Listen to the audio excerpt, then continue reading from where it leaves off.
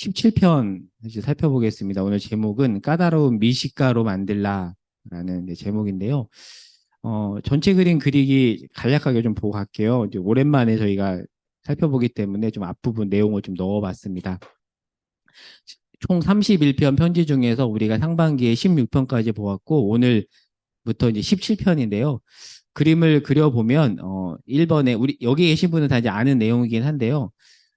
이 책은 스쿨테이프가 이제 조카 악마에게 인간을 유혹하고 넘어지는 전략을 제안하는 방식으로 쓰여진 책이죠. 그리고 지금 주인공 환자는 회심한 지 얼마 안 됐습니다. 모태신앙이 아니에요. 그리고 22편에 이르러서 이제 환자가 사랑하는 여자가 등장하거든요. 그리고 아버지가 언급되지 않고 3편에서 보면 엄마가 아프다는 걸로 보아서 단둘이 아픈 엄마와 단둘이 사는 미혼 남자로 이렇게 추정해 볼 수 있고요. 그리고 당시 영국 상황이 세계 2차 대전 한가운데 있었기 때문에 또 이 환자는 남자잖아요. 이제 언제 징집될지 모르는 어떤 불안한 상태도 가지고 있습니다. 책 전체 구조로 보기 쭉 보시고 13편에서 제2의 회심을 하죠. 2편에서 첫 번째 회심을 하다가 악마의 계략으로 조금씩 무너져 가는 중에 13편에 이르러서 제2의 회심을 하게 되고, 그래서 제2의 회심 이후에 악마의 이 공격 방식이 좀 더 교묘해집니다. 이렇게 드러내고 공격하는 방식이 아니라 교묘하게 공격하는 방식으로 공격을 하는데, 오늘 17편도 그런 흐름 속에서 교묘하게 음식을 가지고 공격하는 그런 내용으로 볼 수 있습니다. 자, 그러면 17편 살피기 보겠습니다. 자, 탐식. 자, 탐식을 죄라고 말하는 것을 여러분 혹시 들어본 적이 있으신가요? 살아오면서 교회 생활하면서 아마 거의 없을 겁니다. 그래서 스크류테이프도 이 부분을 지적을 해요. 자, 책 내용에 보면 이렇게 워무드에게 스크류테이프가 말하죠. 지난번 편지에서 탐식을 인간의 영혼을 낚는 수단으로 탐탁치 않게 여겼던데 그건 오로지 내가 무식한 탓이야. 지난 100년간 우리가 이룬 가장 위대한 성과는 바로 이 주제에 관해 인간의 양심을 완전히 마비시켰다는 거라고. 이제는 유럽 전체를 위아래로 아무리 훑어보아도 탐식에 관해 설교한다거나 탐식 때문에 가책을 느끼는 경우를 찾아보기 힘들지. 이게 다 많이 먹는데 욕심을 부리기보다는 맛있는 걸 찾아 먹는데 욕심을 부리도록 총력을 집중한 결과다. 우리 뜻대로 이루어졌다고 스크류테이프가 굉장히 좋아하죠. 제가 쓴 글 이제 읽어볼게요. 지금 이제 미식 문화가 발달하고요.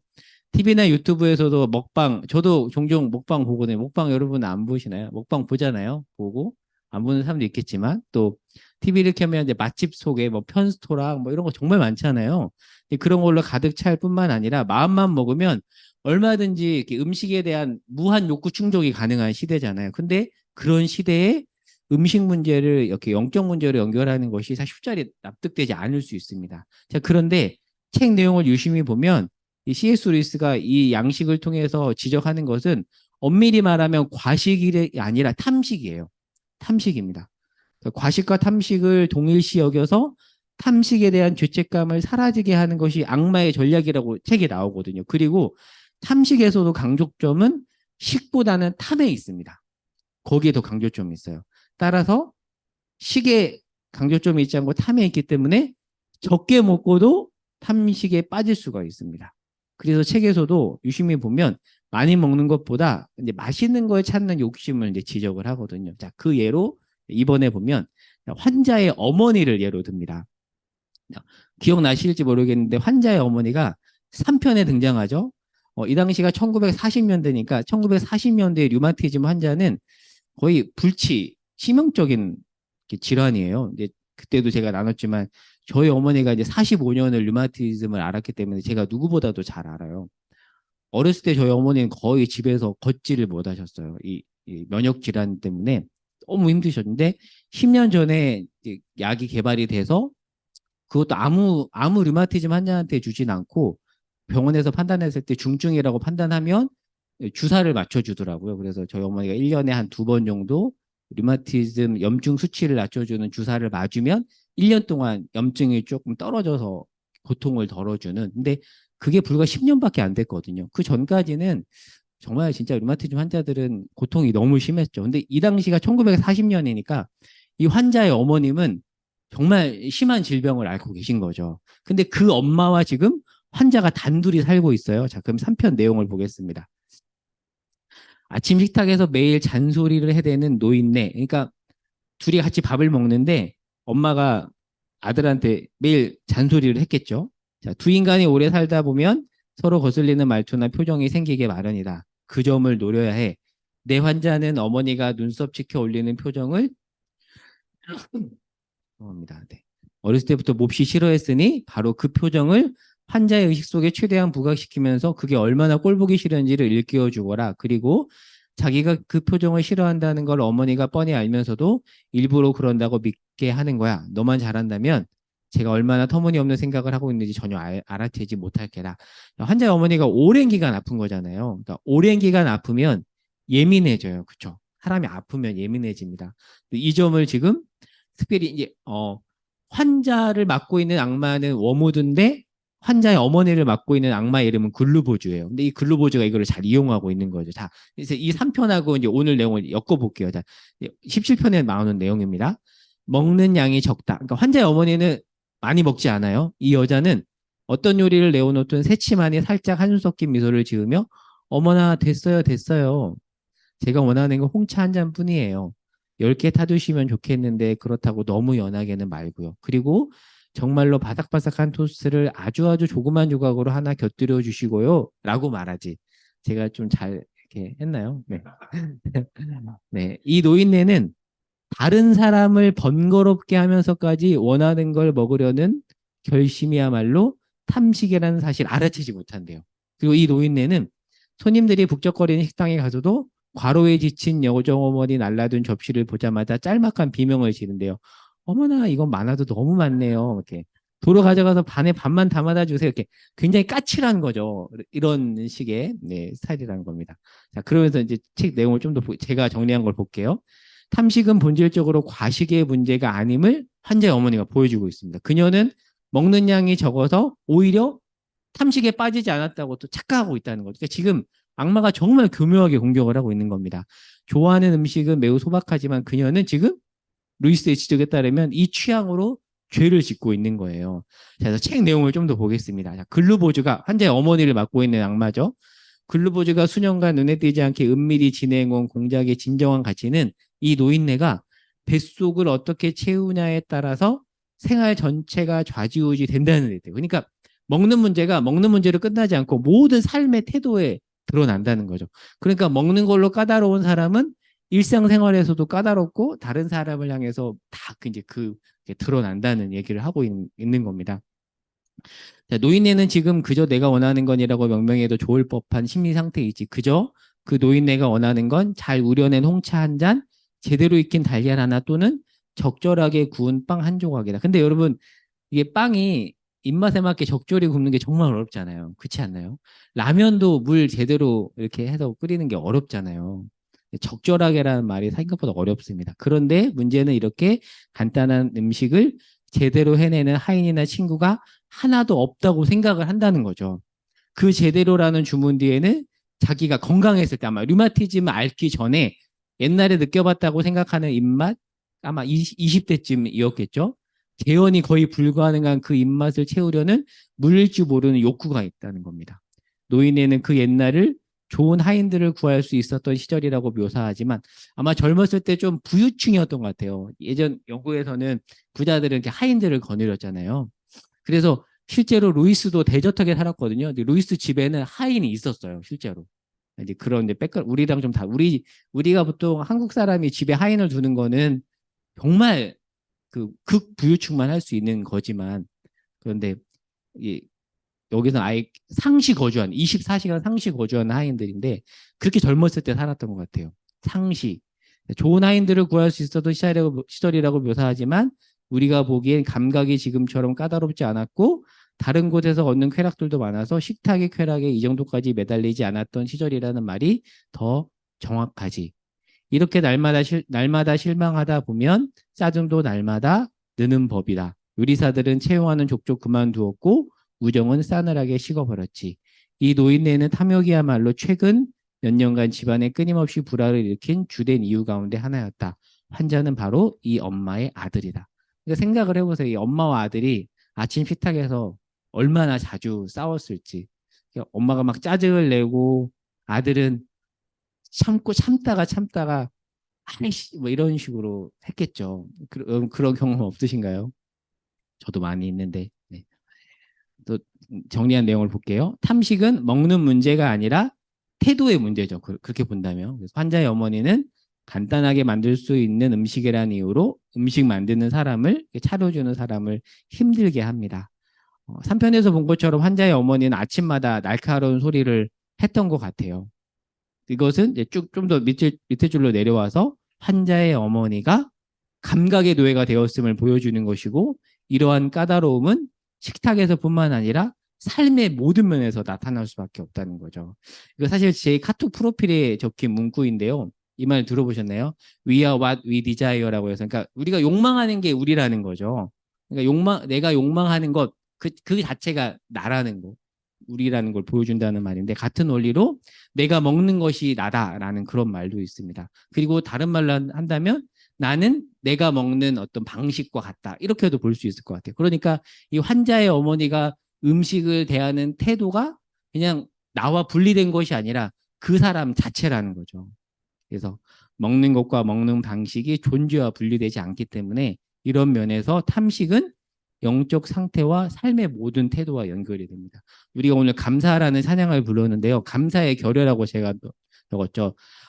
많은 기독교 학자들이 그렇게 지적을 해요. 탐식은 주신 분과 수고한 분에 대한 감사의 마음을 놓치게 한대요. 그렇죠? 왜요? 온통 자기 미각과 배에 초점이 있기 때문입니다. 그런 면에서 본다면 우리가 소홀히 여기는 식사 기도는 탐식을 제어하는 데 큰 도움이 되는 것 같아요. 근데 여러분 혹시 식사 기도 잘 하세요? 근데 저도 이 신앙생활을 오래 하다 보니까 잘 안 하게 돼요. 어쩔 때는 정말 바쁘면 하긴 해야 되니까 그냥 진짜 하나님 땡큐 하고 끝내버리게 되기도 하고 잘 안 하게 되는 것 같아요. 너무 형식적이 되는 것도 문제지만 너무 안 하는 것도 문제인 것 같은데 너무 이렇게 식사 기도를 소홀하게 여기는 게 아닌가 이런 생각이 듭니다. 저는 오늘 내용을 가지고 그래서 우리가 왜 식사 기도를 해야 되는지, 하나님이 주신 것이기 때문에, 그리고 이 음식을 준비하는데 수고한 모든 사람들, 농부까지 예전에는 그렇게 기도했대요. 예전에 중세 유럽에서는 이것에 또 농부들이 수고했고 그들에게도 감사해야 되고 이런 어떤 내용을 담아서 자녀들에게 가르치고 감사 기도를 식사 때 했다고 하는데, 어, 개인적으로 제가 이걸 놓치고 있지 않나라는 생각을 정리하면서 해보았고, 우리가 또 자녀들에게도 좀 이런 내용을 가르치면 좋을 것 같습니다. 3번으로 가보겠습니다. 죽음에 이르는 7가지 죄라는 책에서 발췌한 내용인데, 자, 여기서 탐식을 여러 가지로 구분하거든요. 저 위에서 4번째 줄로 가볼게요. 까다롭게 먹는 미식을 지적하는데 마침 오늘 책 내용을 언급을 합니다. 까다롭게 먹는 미식도 탐식이래요. 자, 이는 조금을 먹더라도 까다롭게 먹는 것으로 음식을 준비하는 사람들을 곤혹스럽게 한다. 쭉 오늘 나옹이죠. 오늘 했던 내용 쭉 넘어가서 네모박스 밑에서 3번째 줄 중간 부분에 가면, 그런 사람은 자신이 많이 먹지도 비싼 음식을 원하지도 않고 그저 소박하게 먹는다고 생각하며 이 간단한 것 좀 제대로 해주면 안 되나 하고 생각한다. 이와 같이 까다로운 식욕은 요리하는 일을 힘들게 한다라고 오늘 내용을 잘 얘기하고 있죠. 그 밑에 부분 보겠습니다. 환자 어머니의 까다로운 미식가적 수성의 잘못은 무엇일까?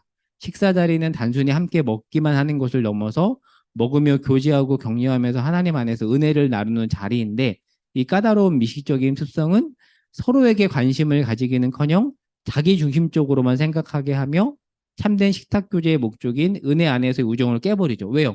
온통 지금 초점이 나의 미각, 감각과 내 배에 있기 때문에 거기에 마음에 들지 않으면 다른 사람을 향해서 까다롭게 한다는 거죠. 그 얘기를 지적하는 겁니다. 자, 현대사회에서 음식을 까다롭게 보는 것은 자연스러운 현상입니다. 그래서 건강을 위해 유기농과 제로 음료를 찾고, 우리 별의별 제로 음료가 다 나오잖아요. 그렇죠? 실론티 제로도 제가 먹어봤거든요. 정말 많이 나오죠. 성분을 유심히 보는 것이 그러면 정말 무조건 나쁜 것인가? 그건 그렇지 않다고 봐요. 건강을 위해서 좋은 까다로움과, 그리고 다음 페이지를 가서 불화를 일으키는 까다로움은 다른 것 같습니다. 다르죠. 3편에 등장하는 환자와 어머니의 식탁 자리를 생각해 보면, 자, 건강을 위해 까다롭게 식사를 준비하는 일은 나쁘지 않아요. 하지만 까다로움이 온통 자기에게만 초점을 두도록 해서 자기를 내어주고 상대방의 입장에서 생각하는 연습을 하지 못하도록 한다면 사실 이것이 스크루테이프와 워무드가 노리는 지점인 거죠. 그러니까 사실 저도 이제 저희 어머니가 투석을 하다 보니까 먹을 수 있는 게 정말 없어요. 그래서 과일 같은 경우도 두세 조각 이상을 먹을 수가 없어요. 왜냐하면 인하고 칼륨 때문에 걸러내야 되니까 누군가가 이렇게 좋은 걸 먹으라고 줘도 먹을 수가 없습니다. 그래서 극단적인 사례인데 그런 경우가 있었어요. 이렇게 투석 환자 보호자가 보호자들도 과일을 잘 못 먹거든요. 왜냐하면 과일을 너무 많이 섭취하면 안 되니까. 하도 이제 수박이 너무 먹고 싶어가지고 수박을 한 통 사놨는데 보호자가 없는 틈에 그 투석 환자가 수박 한 통을 다 먹고 돌아가신 케이스도 실제로 있어요. 너무 먹고 싶으니까 과일이 한 통을 다 먹고 근데 칼륨 인과다증 때문에 왜냐면 저희 어머니도 고칼륨증 약을 한 번씩 드시거든요. 왜냐면 칼륨을 억제해야 되니까. 근데 어떻게 보면 진짜 정말 까다로워요. 그래서 누가 좋은 거를 줘도 못 먹어요. 그래서 견과류도 몇 개 못 먹고. 그러니까 먹을 수 있는 게 정말 없거든요. 그러니까 그런 식으로 건강을 위한 까다로움이 나쁜 건 아닙니다. 그렇죠. 그리고 제가 가르쳤던 고등부 학생 중에서는 호두 알레르기가 있어요. 한성호 집사님 아들 호두 알레르기가 있어가지고 음식에 호두 같은 게 들어간 거를 먹었다가 이렇게 쓰러지는 경우도 있거든요. 그런 경우는 우리가 까다롭게 봐야 되죠. 근데 그런 까다로움과 다른 까다로움을 지금 지적을 하는 겁니다. 네. 좀 더 내용을 볼게요. 약간 삼촌포로 했는데 자, 지금 환자는 제2의 회심을 했고 악마가 교묘하게 공격하는 중이라는 것을 기억해야 됩니다. 음식에 대한 까다로움은 죄라고 인식하지 못하는 틈을 지금 교묘하게 파고들고 있는 겁니다. 그러니까 이걸 통해서 우리가 뭐를 생각해 봐야 되냐면 우리의 까다로운 기준을 가지고 우리 주변의 사람들에게 어떻게 구는지 그 음식 문제뿐만이 아닌 거죠. 예를 들면 사실 제 얘기예요. 방이 깨끗해야 직성이 풀리는 성격에도 죄가 들어와요. 까다로운 나의 기준을 가지고 다른 사람을 향해 어떻게 말하고 행동하고 있는가. 어, 저희 이제 저희 첫째 딸은 잘 정리 안 하거든요. 근데 저는 집에 딱 들어가면 정리를 해야 돼요. 그러면 몸이 힘들지 않을 때는 잘 넘어가는데 이제 몸이 힘들면 이제 하필 저희 첫째가 주 타겟이어가지고 이제 약간 확 나가죠. 예. 저의 까다로움이죠. 그 까다로움이 이제 죄가 들어오는 순간이죠. 물론 그럴 수 있죠. 그럴 수 있는데 어떻게 보면 틈을 주는 거잖아요. 그래서 이걸 통해서 이제 저도 제 자신을 돌아본 건데 나의 까다로움의 틈에 악마가 어떻게 파고들고 있는가?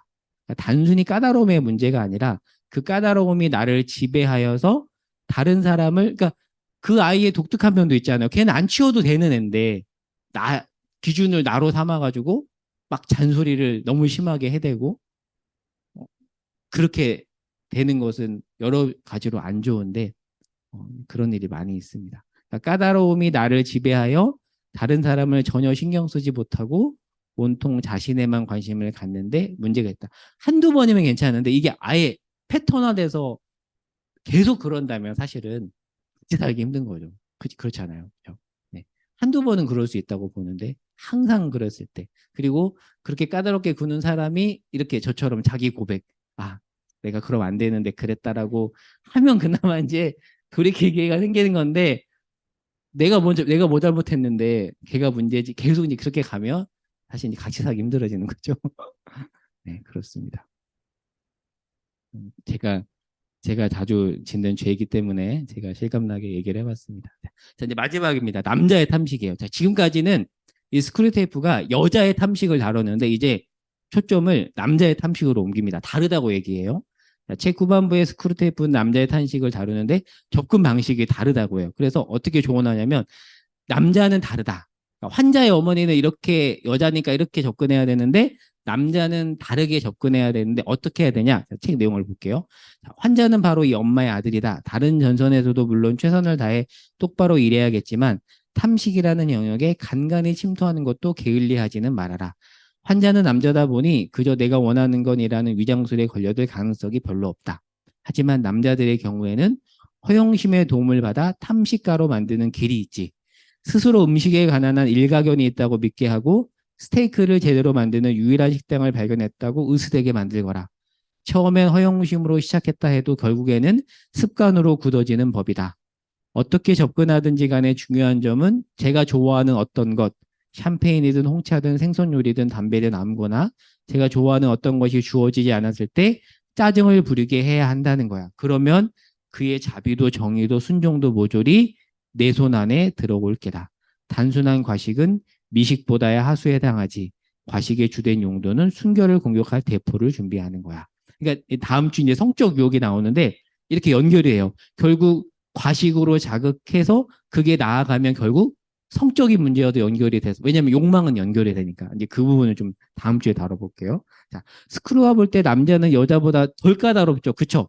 아무거나 먹어도 되잖아요. 근데 남자는 여자보다 더 강한 게 있는데 허영심이라는 거죠. 그래서 좋은 음식점을 발견하면 맛있어도 좋아하는 게 아니라 나 그 음식점 발견했어. 나 그 정도 아는 사람이야 라고 자기를 드러내는 용도로 사용한다는 거죠. 남자는 여자보다 자기를 드러내는 것도 생각보다 많이 좋아합니다. 의외로 여자들이 모르는 남자의 약점이에요. 여자보다요, 남자들이 그 명예욕이 훨씬 셉니다. 역시 공감되시나요? 정말 그렇습니다. 정말 남자는 그런 동물이에요. 여자보다 남자가 명예욕에 취약한 것도 같은 이치다. 이 태도가 굳어지면 맛이 별로인 식당에 가서 짜증을 부리게 되죠. 근데 기조로 들어가면 맛이 없어서 짜증을 부리는 게 아니라 스크루테이프에 따르면 허영심을 자극한 것이기 때문에 그렇다는 거죠. 이제 마지막 부에서 이제 탐식과 성욕을 연결시키는데 그 부분 이제 다음 주에 보도록 하고요. 자, 5번. 이건 다 읽진 않고 일부분만 볼게요. 그래서 이 탐식을 이기는 길에 대해서 신원화 교수님이 죽음에 이르는 7가지 죄라는 책에서 금식을 제시해요. 이분이 이제 고신 신대원에서 기독교 윤리학 교수님이시거든요. 보통 신대원에 기독교 윤리학을 전공한 교수님은 없는데 이분은 조금 독특해요. 그래서 기독교 윤리학으로 박사학위를 받으신 분이라서 여러 가지 좋은 통찰을 많이 갖고 계세요. 근데 쭉 한번 금식에 관한 것을 읽어보시고 쭉 한번 이렇게 읽어보시면 좋을 것 같고요. 이렇게 그동안 교회사에서는 금식과 만찬이 같이 갔다는 얘기예요. 그래서 어느 한쪽으로 치우치면 안 되고 금식과 만찬이 같이 가야 되는데 자, 이제 마지막 부분 볼게요. 제가 그 네모박스 맨 끝에 음식을 먹고 즐길 때 음식 자체에 집중하는 것을 넘어 그 선물을 주신 하나님을 생각하고 감사하고 그분의 솜씨를 찬양함으로써 우리는 탐식의 유혹을 극복하고 경건한 삶으로 나아갈 수 있다라고 하면서 이제 이런 훈련을 하는 하나의 방식으로 금식을 제시해. 근데 사실 한국 교회에서도 그렇고 사실 저희 교회 분위기는 금식하는 분위기는 아니잖아요. 그렇죠? 저희는 좀 잘 먹는 분위기다 보니까 오히려 그게 잘못은 아니지만 자칫 왜곡될 수 있으니 좀 이런 어떤 지적에도 우리가 귀 기울여야 되지 않을까 싶고요. 그래서 이 부분은 한번 집에 가서 또 읽어보시면 좋겠습니다. 그러니까 금식에도 죄가 들어오고 탐식에도 죄가 들어와요. 바베트의 만찬 동호연님 부부 보셨지만 거기에는 금식의 죄가 들어왔잖아요. 그렇죠? 금식하면서 서로 막 매섭게 쳐다보고 근데 거기에 만찬으로 그 문제가 해결되지만 또 만찬에도 죄가 들어옵니다. 이 스쿠테프의 지적처럼 다 죄가 들어오죠. 네. 6번 정리하기입니다. 탐식을 죄로 여기지 않은 시대에 탐식이 생각보다 큰 나쁜 열매를 낳을 수 있다는 지적에 귀 기울이자.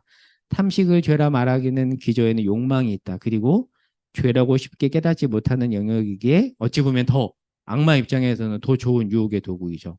오히려 성적인 것보다 더 활용하기 좋은 도구일 수 있습니다.